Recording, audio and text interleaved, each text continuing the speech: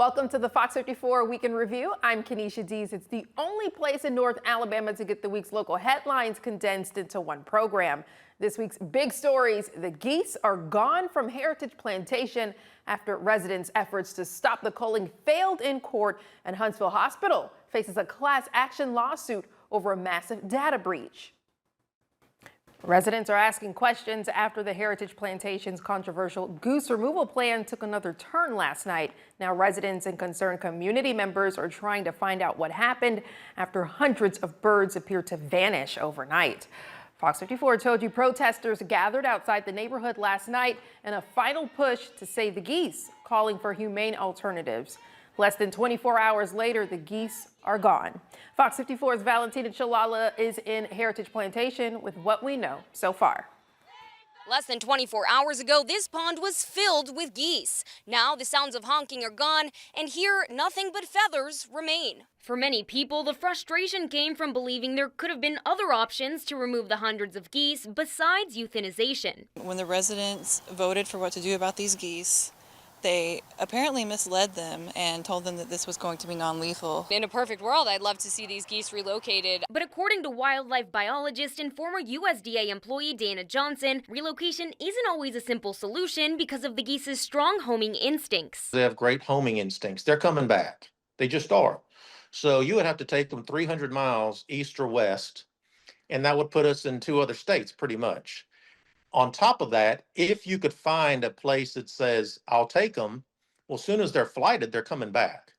They're going to go back to their homing instincts. Another approach came from Flyaway Geese, a company working with the Edgewater community that also offered Heritage Plantation a free month of services. Owner Rebecca Gibson says her company uses trained border collies to create the appearance of a predator and encourage geese to leave an area. By bringing the dog on site, you basically change the equation to where the food and the positive pieces of being on the property are now outweighed by the risk of the predator. Gibson says the dogs can help create a longer-term solution because even though the Heritage Plantation pond may be empty now, she says it could quickly attract another group of geese. It won't take very long for these populations to pick back up or another group of birds to come in now that that space is open for another group of birds to come in and find that home. While some compare the situation to dealing with any other unwanted animal problem around your home, animal advocates say their focus now is continuing to spread awareness and push for what they believe are more humane options in the future. In Madison, I'm Valentina Chalala, Fox 54 News. Gibson says while the immediate issue may have been addressed, long-term management will still be important.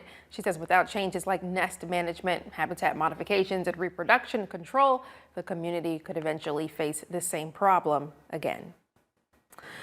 A Huntsville man is asking a Madison County judge to allow a class action lawsuit against Huntsville Hospital Health System. That suit claiming the healthcare provider. A Huntsville man is asking a Madison County judge to allow a class action lawsuit against Huntsville Hospital Health System. That suit claiming the healthcare provider failed to protect the personal and medical information of thousands of patients affected by a massive cyber attack. The lawsuit was filed today on behalf of lead plaintiff Billy Parker, who says he didn't find out his information had been compromised until he received a notification letter just days ago.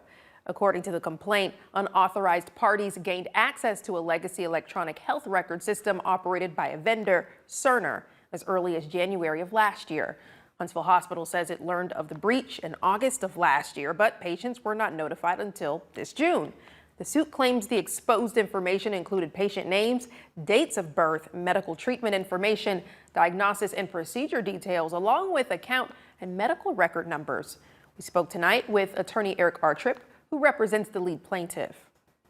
The reason Mr. Parker is such a good representative for this class is that he has certain healthcare information that was held by Huntsville Hospital that he doesn't want to get out into the public. And he was concerned that now that this data breach has occurred, that condition is going to be a matter of public record some way.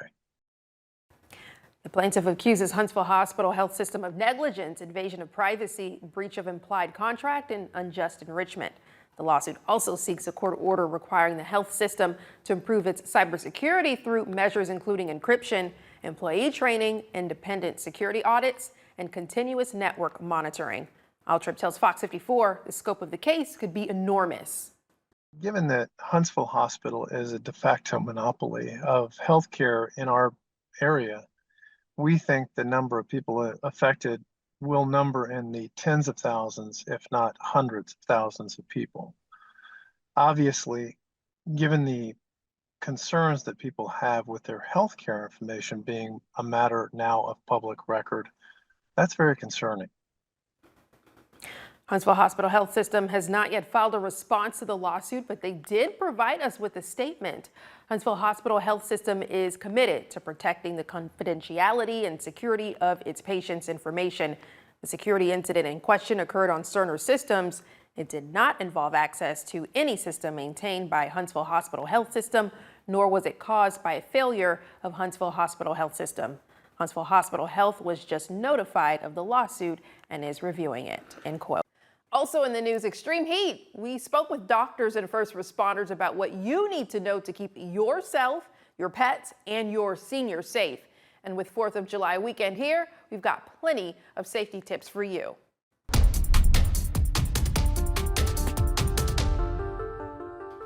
A massive heat wave is settling over North Alabama this week with temperatures climbing deep into the 90s. The National Weather Service has issued a heat advisory for the entire valley, urging residents to limit their time outdoors during the peak hours of the day. While we're all looking for ways to stay cool, emergency officials are warning that this kind of heat can quickly turn deadly for the most vulnerable. Fox 54's Logan Alexandra Russell tells us how to keep your children and pets safe this week. Temperatures are soaring into the 90s this week, but in a parked car, the inside temperature with no AC on can get up to 110 plus degrees. For adults, it's brutal, but for children and pets, it's deadly. Madison Fire and Rescue warns that a closed car can hit that 110-degree mark in just 10 minutes, creating a toxic and fatal environment for infants and children almost instantly. Infants are very vulnerable to the heats. The body temperature rises extremely fast. You can't leave them in for even a minute to run in the store. It's just the dangerous. Do whatever you need to do. Put a rubber band around the gear shift or do whatever to remind you, hey, my child is in the car. I cannot shut the car off. And for pets, it isn't just the air quality you have to look out for. It's also the ground.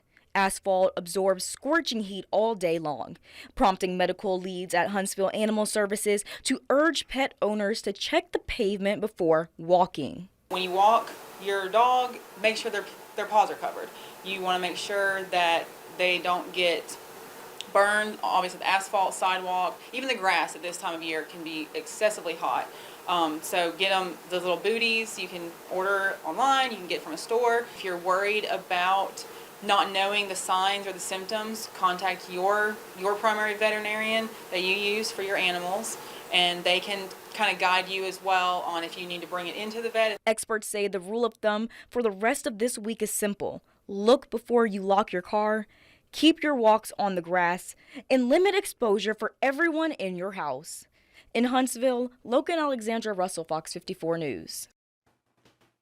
Great advice to keep in mind as we brave this heat wave. Emergency officials also remind everyone to check in on your elderly neighbors this week to ensure they're keeping cool. Welcome back. As temperatures climb this week, emergency responders are issuing a stark warning for our community's most vulnerable populations.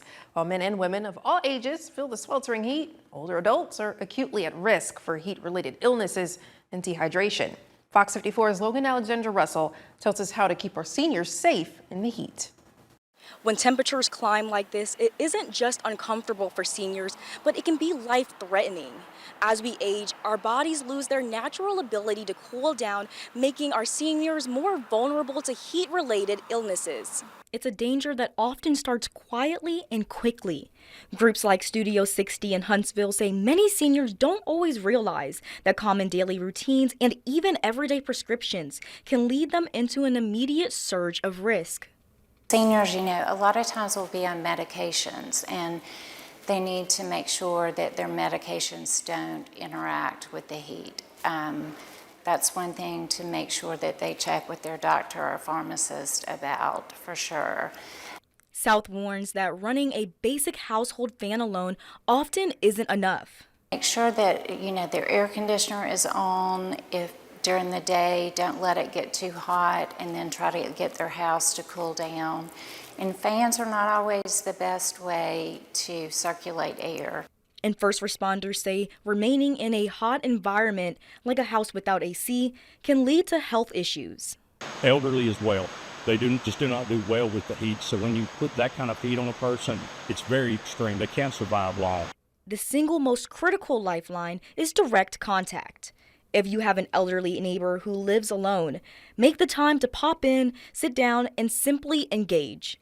In Huntsville, Logan Alexandra Russell, Fox 54 News. Some medications can blunt the body's natural reaction to sweat or assess thirst. Dehydration can set in before a senior even feels it. So make sure to bring along some extra bottles of water on your next check-in. Summer's here, and with temperatures climbing well into the 90s, staying cool is more important than ever.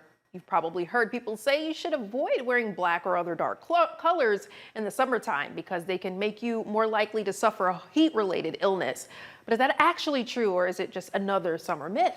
We verify.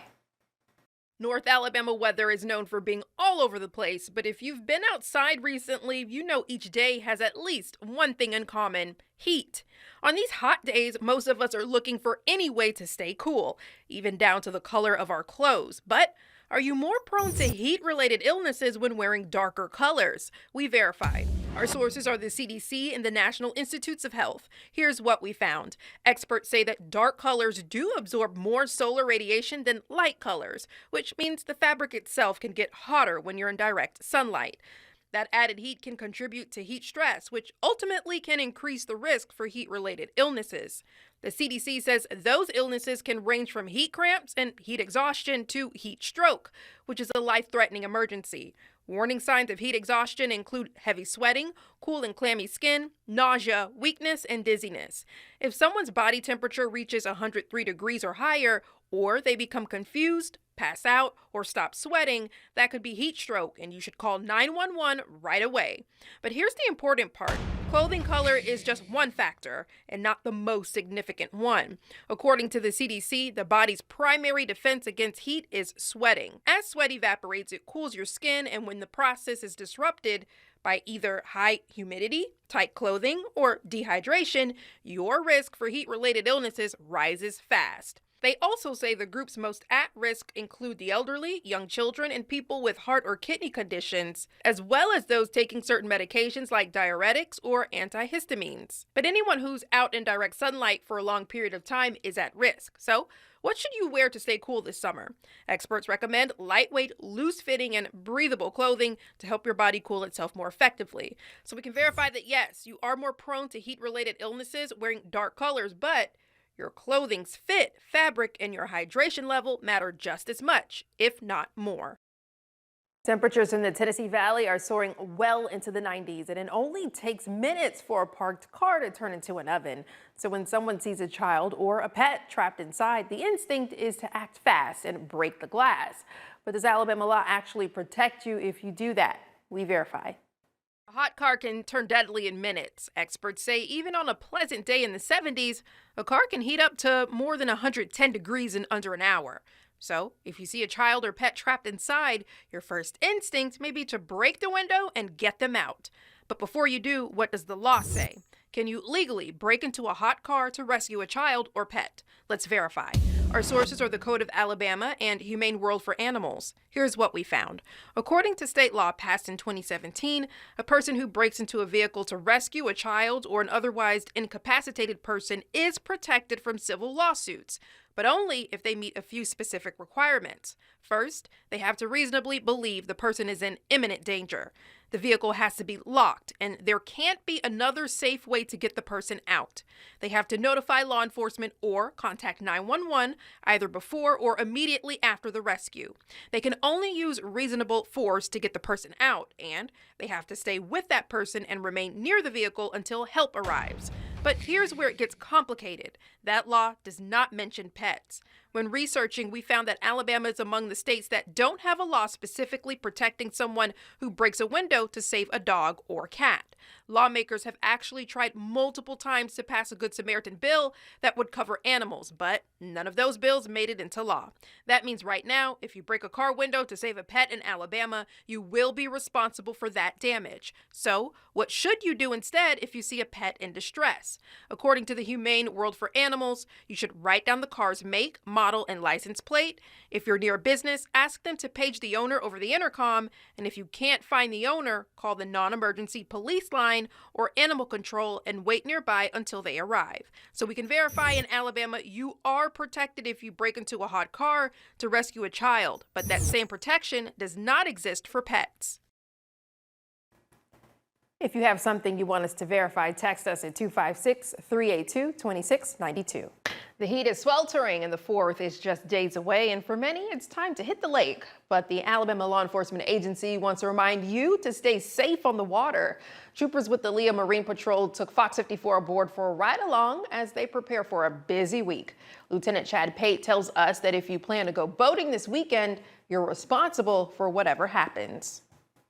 The operator of a boat is responsible for his boat, for the people that are on board, so he needs to know where he's going and be paying attention at all times. He needs to keep a safe distance between him and other boats so he can avoid collision whenever possible. Know what safety equipment you need on board your boat. 2 big things: wear your emergency shutoff switch and wear your PFD. Leah won't be the only law enforcement agency on the water. Officers with the Alabama Department of Conservation and Natural Resources will patrol this weekend too. When we check someone who's out fishing, we're looking for licenses, making sure they're the appropriate license, making sure the equipment they're using is legal for the type fish or the way that they're fishing is legal, and just checking their krill limit or the number of the fish that they have of that specific species. Different fish have different numbers of them that you can take. Every Alabama resident from the age of 16 to 65 is required to have a state fishing license when they're fishing, say, here in Lake Guntersville. Those are easily attainable. They last a year, and you get them at outdooralabama.com. Trooper Pate cautions fishermen to stay aware of the extra traffic and be mindful of your surroundings.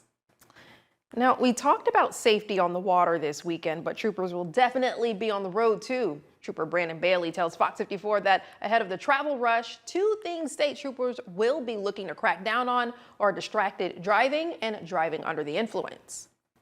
Well, they'll be one of our main focus point because that is a major contributing factor behind a lot of car crashes and fatal crashes. So we will be paying attention to drivers and make sure they are not operating their cell phones while driving the vehicle.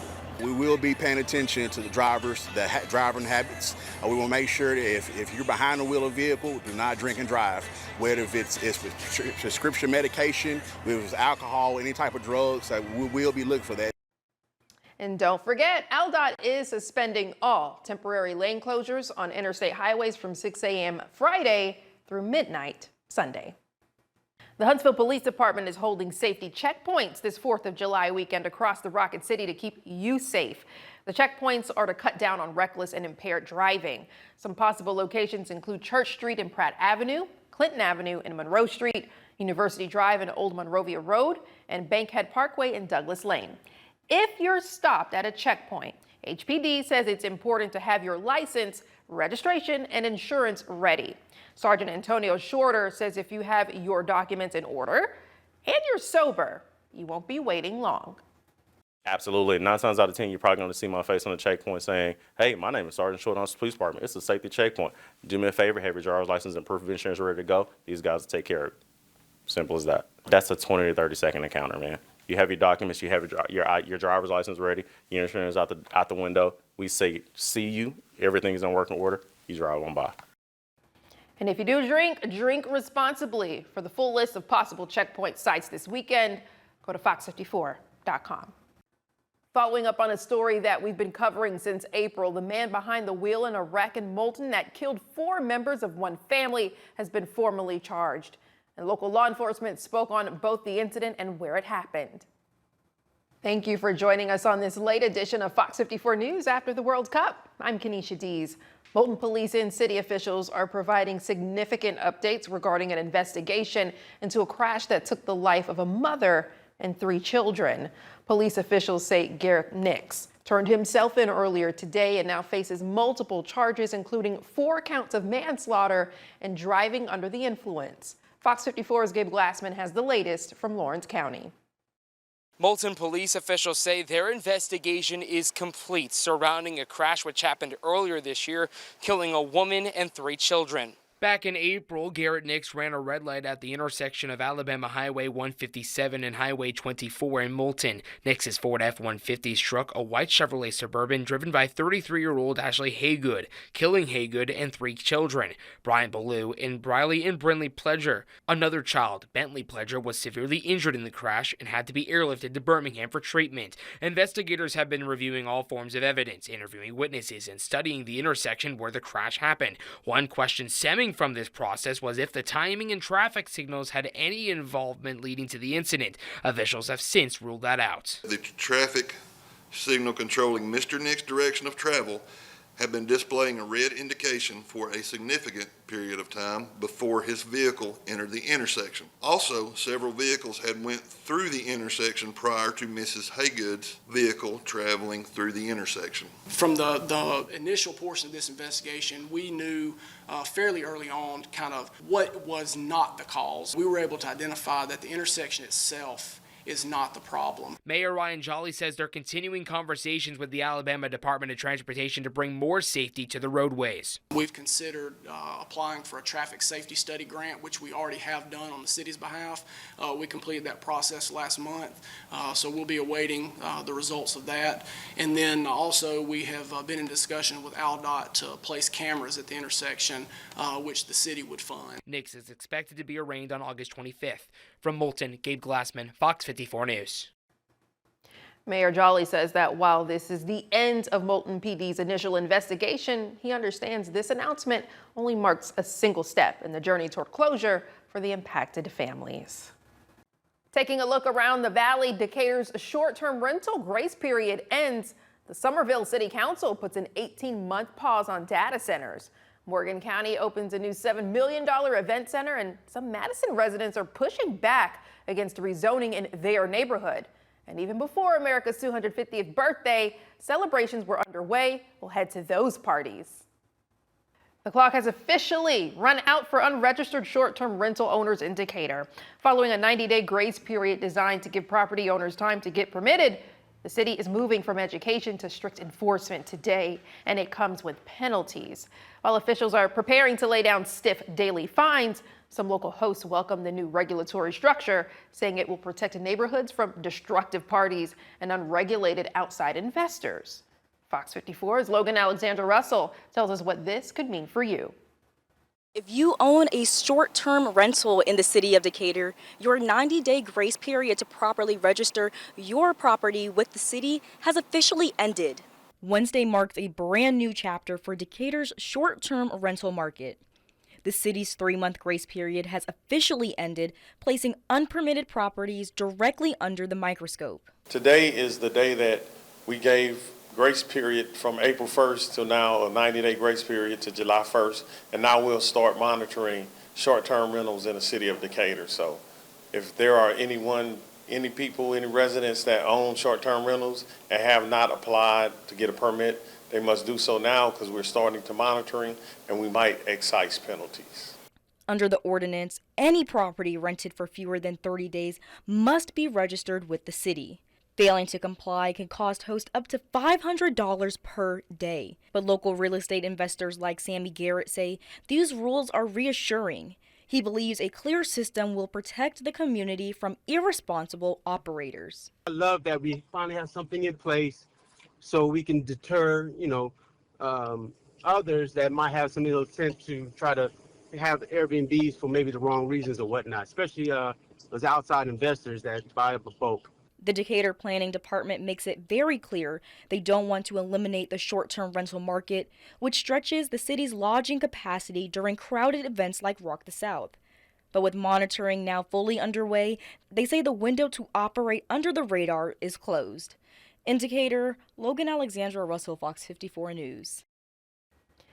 The city's planning department advises all local operators who still need to file their portal registration to do so immediately. The necessary compliance checks and safety protocols can be viewed and downloaded on the City of Decatur's planning department website.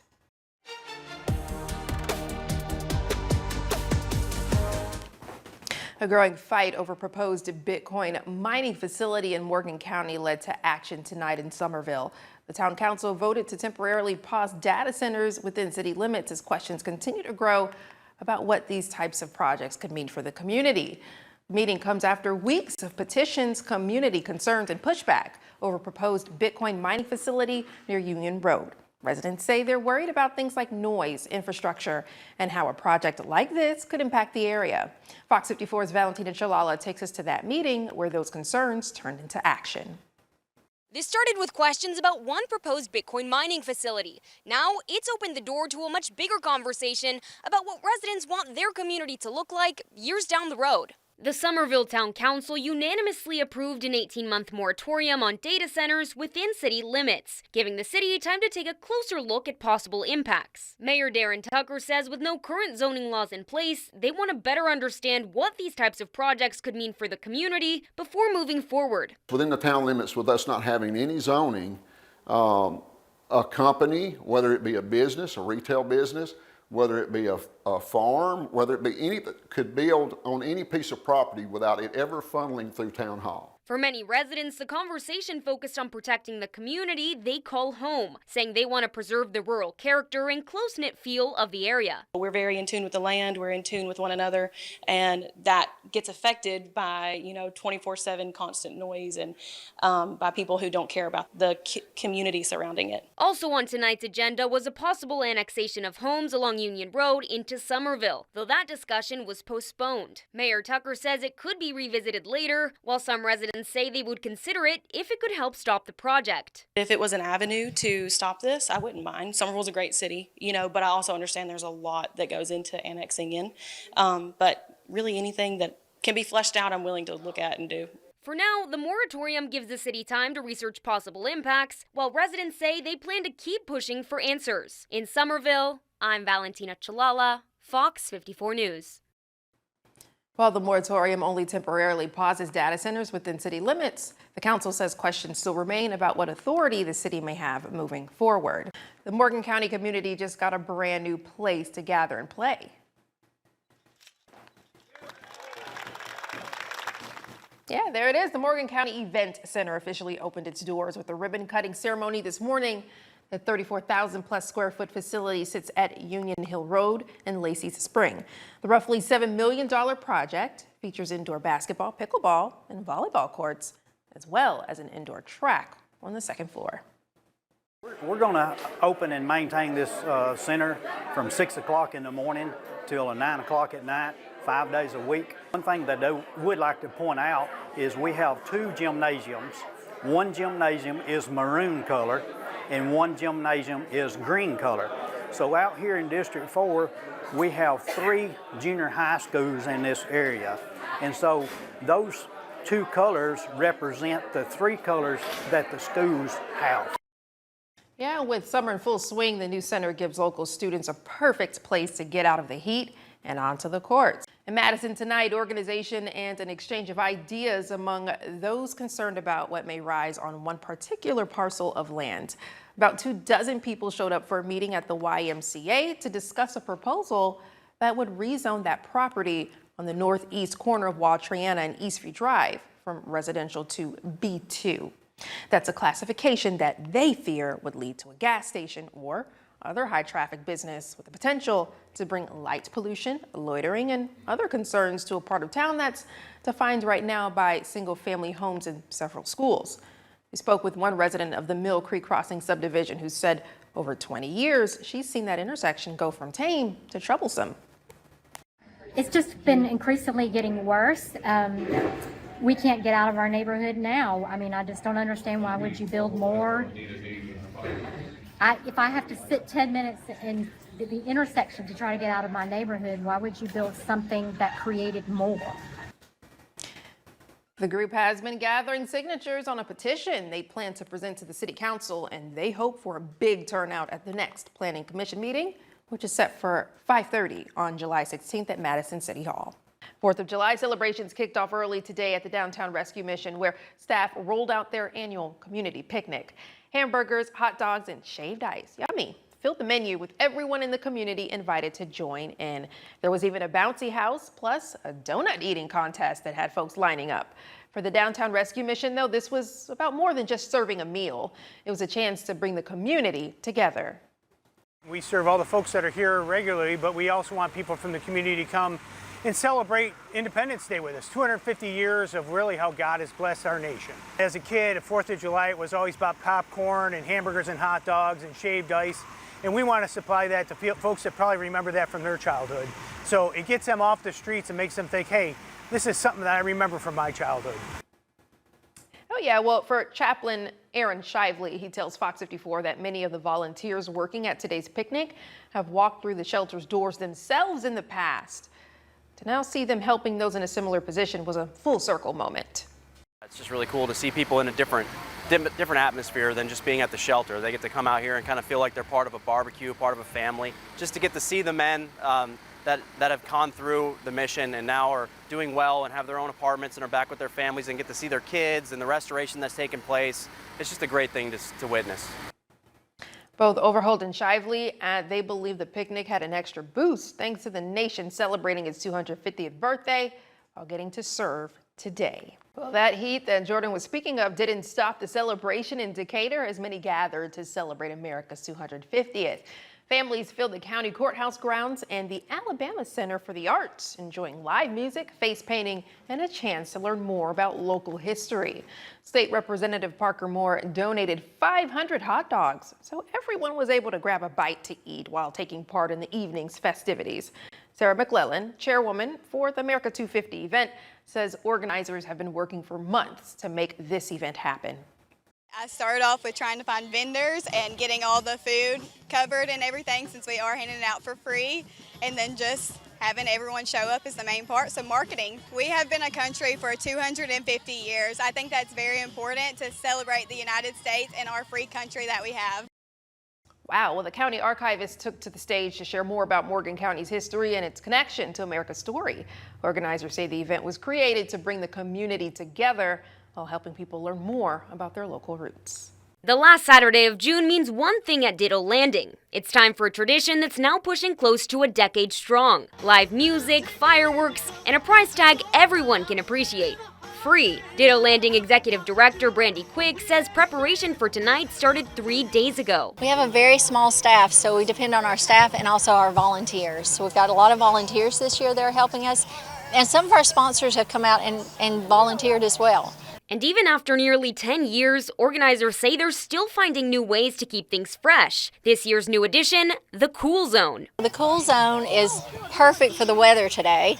You buy a $5 wristband, you get access, you get a free ice cream, you get a free bottle of water, you get a little fan, and you get to go in the Cool Cubes cool room. The Cool Cube stayed chilled at 50 degrees. Although Stuart Babicki says the idea didn't start out for community events. It actually began as a tool for restaurants. We thought, well, if we have a few extra containers and we could provide them as cooling zones or cooling operations for folks that maybe they've got a heat exhaustion. But everyone had their own reason for coming out tonight, and many showed up dressed head to toe in their best red, white, and blue. Me and my family usually come here every year. Having fun with my friends for the summer and fireworks. And it didn't take long to notice the crowd favorite tonight, fireworks. Probably fireworks and just hanging out with everybody. Fireworks. Watching fireworks.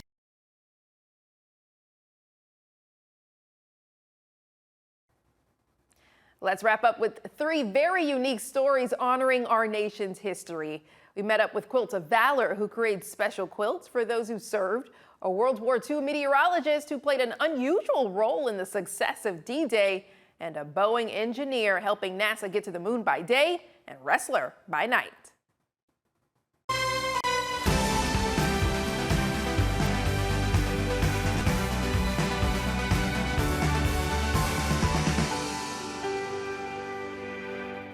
As we gear up to celebrate America's 250th anniversary this summer, a new exhibit in the Shoals is honoring our nation's heroes one stitch at a time. The Florence Lauderdale Visitor Center has been transformed into a sea of red, white, and blue to showcase the quilts of valor. The quilts aren't just blankets. They're symbols of healing and gratitude for veterans who fought for our nation, featuring the work of the Hen House quilters. Fox 54's Logan Alexandra Russell shows us the new exhibit. As America celebrates its 250th anniversary, inside the Florence Lauderdale Visitor Center, these fabrics tell a story of service. These quilts are the work of the Athens Hen House Quilters, one of 4 chapters of the Quilts of Valor, located in North Alabama, all representing a larger mission. A mission that began in 2003 with a mother's dream for her son deployed in Iraq.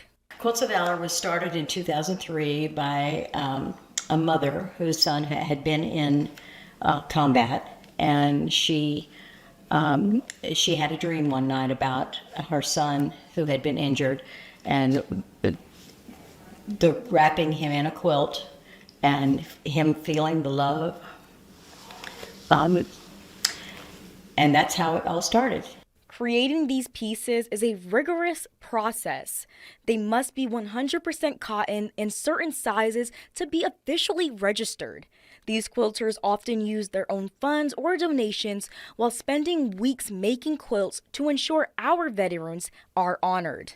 It's such an honor for us, not only for us to be able to show people what our community can do, but what our community is doing for veterans and service members. The beauty that it not only gives visually, but it's heartfelt. The exhibit is open today and tomorrow. If you know a service member who deserves this honor, you can submit a nomination through the Foundation's National Registry online. In Florence, Logan Alexandra Russell, Fox 54 News. This exhibit is free to the public until 2 p.m. tomorrow. If you would like to nominate a veteran or service member in your life to receive their own quilt, you can visit qovf.org to start the process.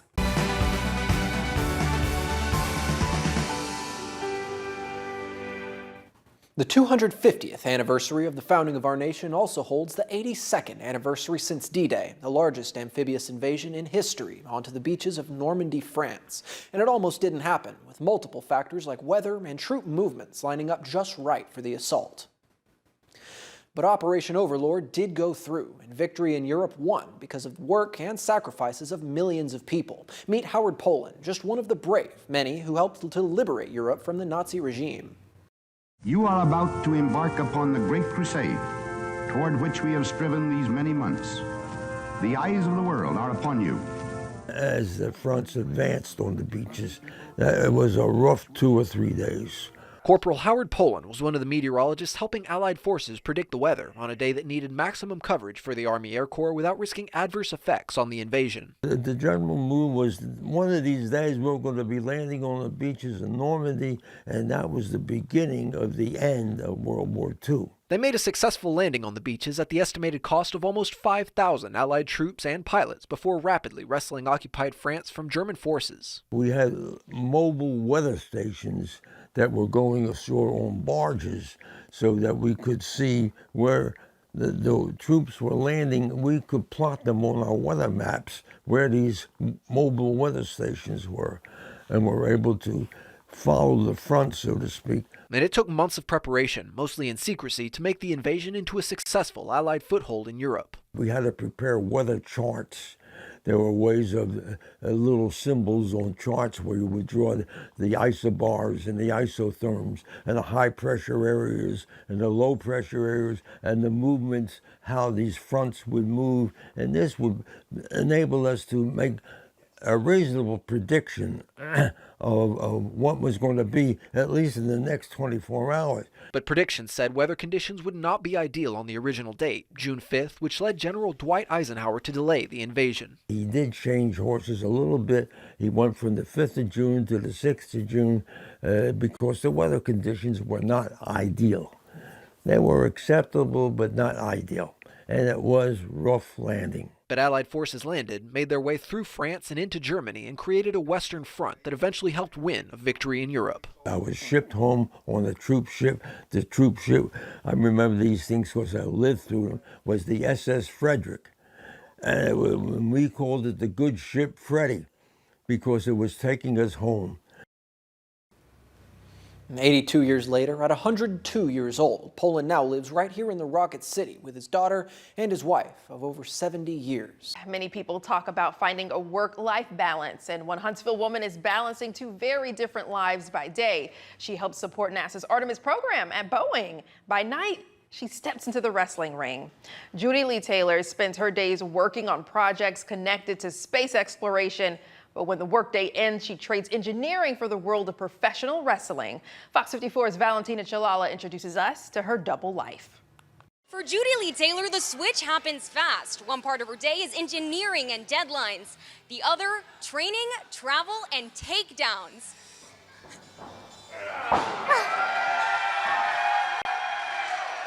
Taylor works as an engineer for Boeing, helping support the Artemis mission set to send a crew around the moon. But off the clock, she becomes Judy Lee Taylor, the wrestler, training, competing, and building a name in professional wrestling. One of the wrestlers was like, "Do you wrestle?" And I was like, "No," but I love giving it a shot, and I just tried it. Walked into a gym one day and realized, I want to do this professionally. So I went to Dr. Tom's in 2025.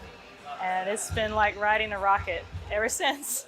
And this is far more than a side hustle. Taylor estimates she's already worked around 200 matches and has also appeared as an extra during WWE events. 9 to 5, I'm an engineer, but the rest of the time, 24/7, I'm a wrestler. Taylor says if her story shows people anything, it's that you don't have to stay in one lane. She hopes others see it's possible to pursue something new, even if it feels completely outside their comfort zone. When I am in the ring and I see those little girls looking at me, and I know I'm in a male-dominated field in both since the wrestling and in engineering, and I just want to tell them that you can do anything. Don't let anybody tell you no. If you want to do it, you can do it. While her two careers may look completely different, Taylor says both demand discipline, long hours, and constant learning. Whether it's helping support a mission to the moon or stepping into the ring, she's chasing challenges from both sides of her life. In Huntsville, I'm Valentina Chalala, Fox 54 News. That is cool, and I am impressed. If you missed Judy Lee Taylor in the ring tonight, you'll get another chance soon. She'll be back in Huntsville for another Southern States wrestling event, August 15th. Thank you for watching Fox 54's Weekend Review. Count on Fox 54 Plus to bring you more great programming with in-depth local specials, locked-on sports, true crime, cooking shows, wellness experts, and continuing weather coverage. For everyone at Fox 54 News, I'm Kenesha Dees. Have a great July 4th weekend.